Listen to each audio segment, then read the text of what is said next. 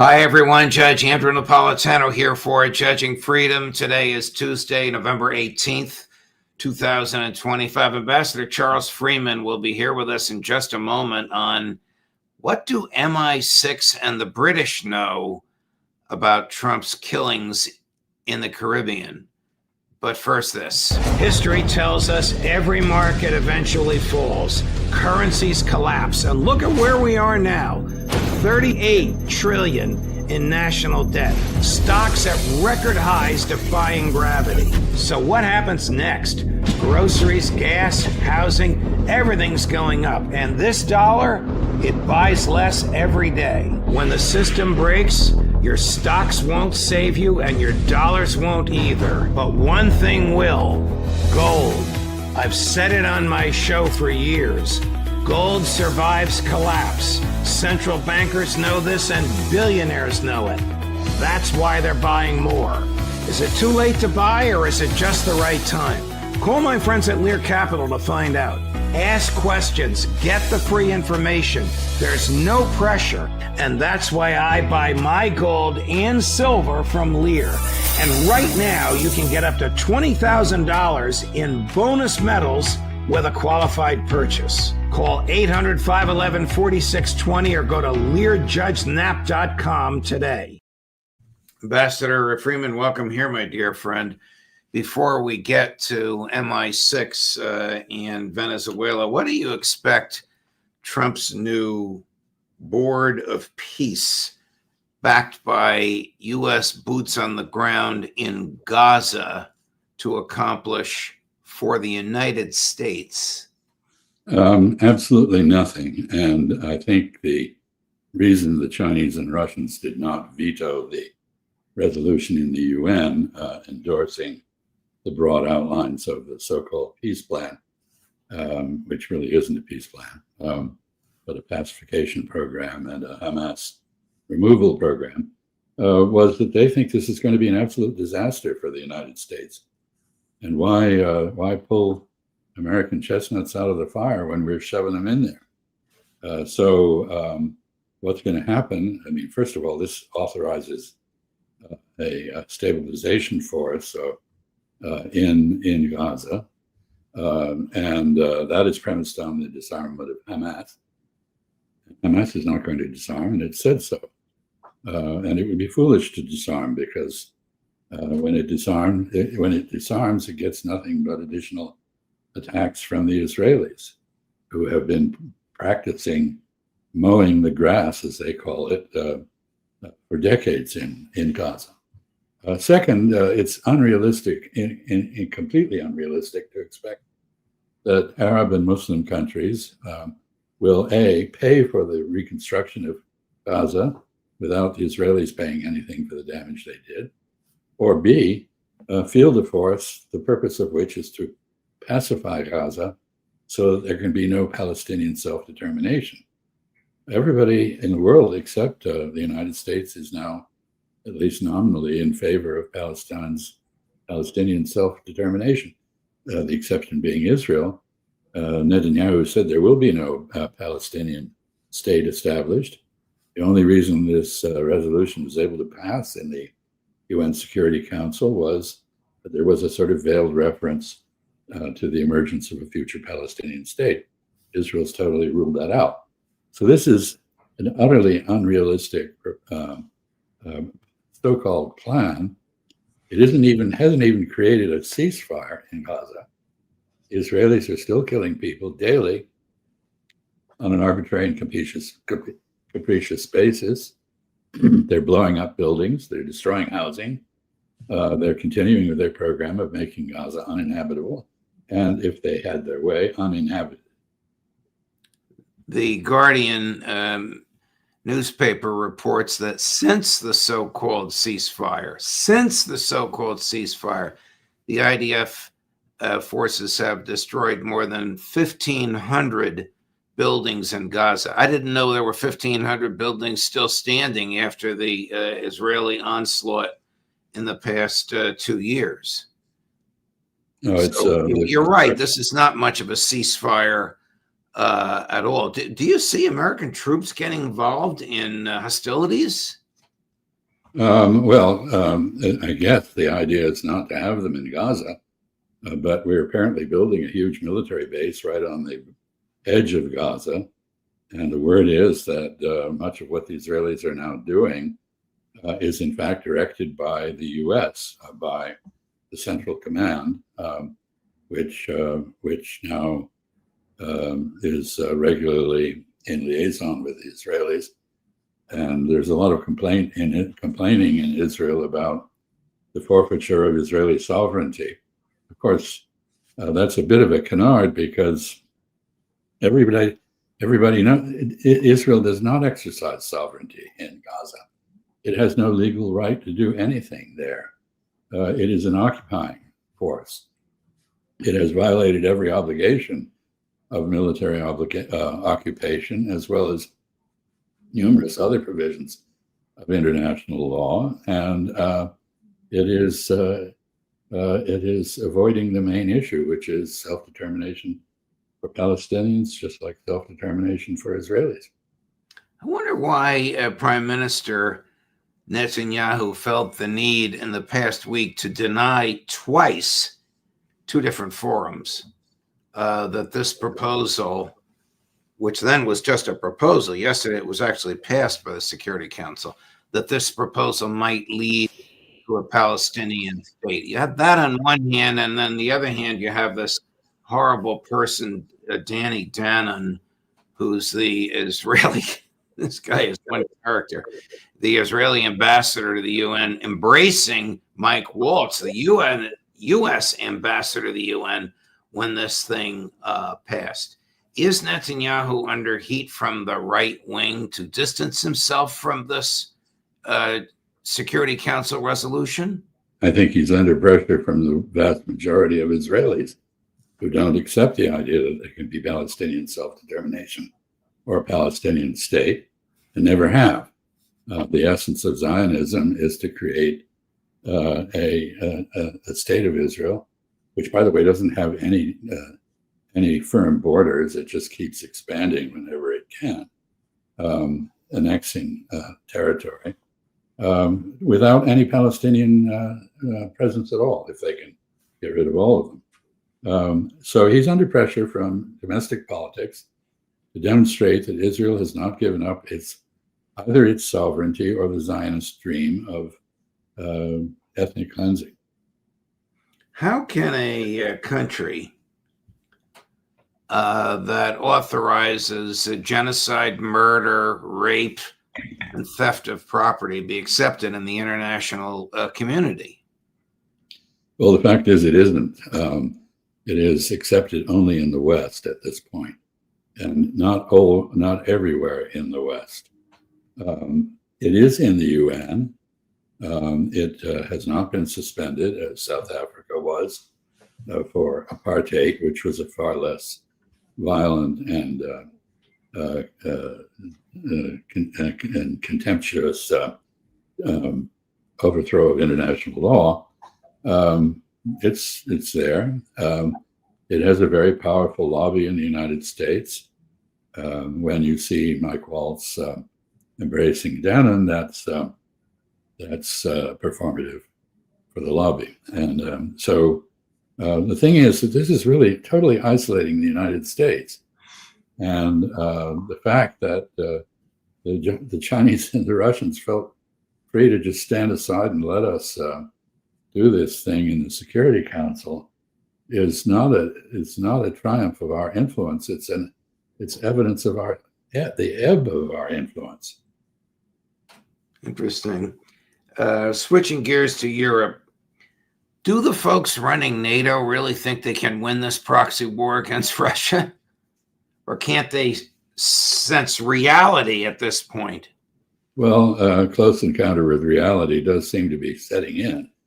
You see two things happening. One, of course, the acceleration of the collapse of the Ukrainian armed forces along the battle line.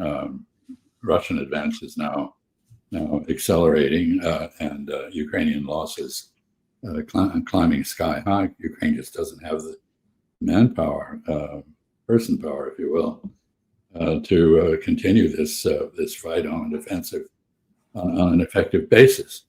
And even Zelensky seems to be recognizing that. The second factor is that the Europeans have been basically handed the bag by the United States. They now have to finance Ukraine. So Ursula von der Leyen, who is a hardliner on Ukraine, says, well, there are only a couple of ways to do this. We would have to all come up with the money, but nobody has the money. Nobody wants them to come up with the money. Or we could float a bond against the seized Russian assets. But the Belgians and others who understand the implications of that for international finance and the credibility of the banking system balk at that. And one reason they do is that they believe there would be liable for the seizure of those assets if it ever came to a legal decision. So the Europeans, on the one hand, are beginning to realize that the game is pretty much up. And you hear people saying very intelligently now, although still at the fringe, look, we need to work out a pan-Eurasian settlement of this. We need to talk to the Chinese, who came up with a 12-point so-called plan, really a statement of principles about how the Ukraine war should end. We need to talk to the Chinese. We need to talk to the Russians. We need to come up with a new security architecture that protects our interests. And the implication of that is you got to protect Russian and Chinese interests too. Where's the United States in this dialogue? Nowhere. Nowhere. Why do you think that MI6, the reputation of which is worse than the CIA for engaging in clandestine activities and overthrowing governments, is washing its hands of Trump's murders on the high seas in the Caribbean and doing so publicly? No, it's really quite remarkable because it's a break with the 80-year-long U.S.-UK intelligence cooperation alliance, which has gone through various phases over the course of those 8 decades, but which has always been intimate and special.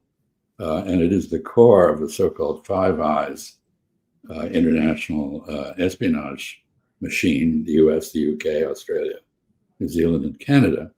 Well, we've managed to alienate Canada, which has also stopped sharing intelligence on the Caribbean. The Dutch have done the same. They have, of course, Aruba, Curacao, and so on as part of the Netherlands in the Caribbean. And I believe the French have done the same, although the French are more discreet about things like this than the Anglo-Saxons and the Dutch. So what's the reason behind this? MI6 and the British establishment understand and have said these attacks are illegal. They would subject those who carry them out to prosecution, and they are war crimes and acts of piracy. And we don't want to be associated with that. We don't want to have the liability of having conducted such activities or being complicit in them. Ergo, we will no longer supply intelligence. Same things happened, by the way, with Colombia. 85% of actionable intelligence on narcotics matters has come from the Colombians. So we've just lost that intelligence. The net result of this is not going to be a reduction in drug smuggling into the United States, but an increase because we've been blinded, essentially, in many ways. So what will happen there, the only beneficiaries of this are the addicts, because if the supply goes up, the price will go down. The odd thing is that everything we've been doing in this area, trying to deal with this as a supply problem, just puts the price up, which means that the drug smugglers make a bigger profit. We're now doing the opposite, although not intending to do it. Later today, I'll be speaking to Sheriff David Hathaway, who's the sheriff of Santa Cruz County, Arizona. but for 30 years was a DEA agent, and his last several years was in a supervisory capacity, looking for sources for drugs in the Caribbean. I think he's going to tell me the very same thing that you just said. Well, I was involved when I ran the embassy in Bangkok. I was the regional Southeast Asia drug coordinator, if you will, and I learned a lot. And here's the reality. Let's just talk about fentanyl, which obviously doesn't come from Venezuela, but Mexico. If you take $1 and you buy the precursor drugs for fentanyl, when you produce that fentanyl, that will be worth $500 on the streets of New York. So there is a markup that is astronomical. And there is no way, given the level of profitability in that smuggling and trade and pushing, that you can hope to interrupt the flow of drugs into the United States. We have the problem. We have the addiction. There are 40 to 50,000 Americans who die every year from fentanyl. And nobody in Colombia or Venezuela or China or even Mexico administered those drugs to them. They bought them and consumed them and paid the price. We need to deal with this on the demand side, just as we did with smoking. I mean, I was an inveterate smoker for years, and finally social pressure and propaganda and needling by my wife caused me to quit. So it can be done. Nicotine is very addictive, and just as addictive as opioids. And we just need to come up with a different plan, because this isn't going to work. I'm glad you quit. My father was 4 packs a day for 40 years, starting at age 17 in the U.S. Navy during World War II, where cigarettes were distributed by the government along with your meals. That's and right. Then, of course, he eventually quit and became a bit of a crusader. He'd see a stranger in a restaurant smoking, and he'd go up to the guy. He didn't even know him, and start giving him a lecture about how much healthier you will be once you stop. And the stopping probably extended my father's life. He since has passed at age 92, but it probably extended his life by a good 10 years. Not bad. I'll have to turn into the Judge Napolitano show in 2050 yet. Are you surprised that the White House is hosting Mohammed bin Salman, who ordered a reporter for the Washington Post to be butchered and slaughtered in the embassy of Saudi Arabia located in Turkey? No. After all, the White House regularly receives Benjamin Netanyahu, who has murdered more than one person, I believe. In fact, the deaths are numbered probably in the hundreds of thousands. So, geopolitics is not a moral science. That is correct. But more important, Donald Trump is not a noted moral philosopher. There's not much evidence that he's driven by moral reasoning on anything. And so what is he driven by? In this case, pomp, ceremony that the Saudis provide to him when he goes there, but also the promise of a lot of money, some of it real. So we're going to get, apparently, a sale of F-35s, probably downgraded somehow so that they couldn't win an air battle against the Israeli Air Force. But a lot of money for Lockheed Martin. And that will gratify our president. He measures things very much in financial terms. So might he also be interested in Trump Towers throughout Saudi Arabia? He's apparently got a plan for that in Jeddah, and I don't know where, maybe Riyadh, I'm not sure. So, I mean, we have a businessman as president, and not one constrained by moral reasoning. Well, Ambassador, thank you very much for your time, and thank you for letting me go across the board on these topics.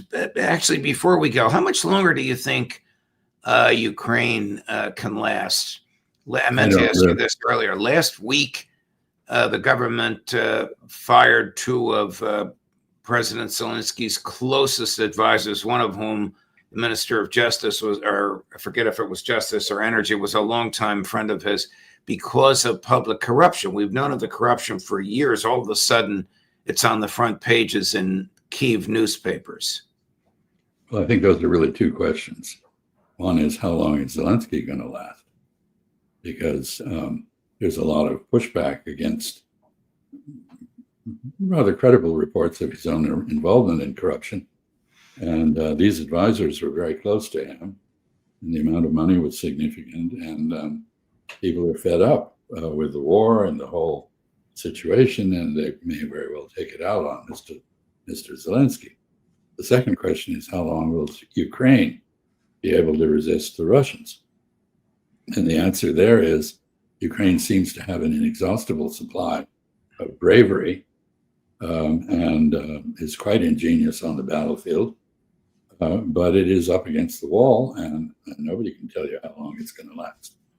But we can see that at some moment in the year, maybe this year, maybe next year, Ukraine will fold. Ukraine will fold. Ambassador, thank you very much for your time, my dear friend.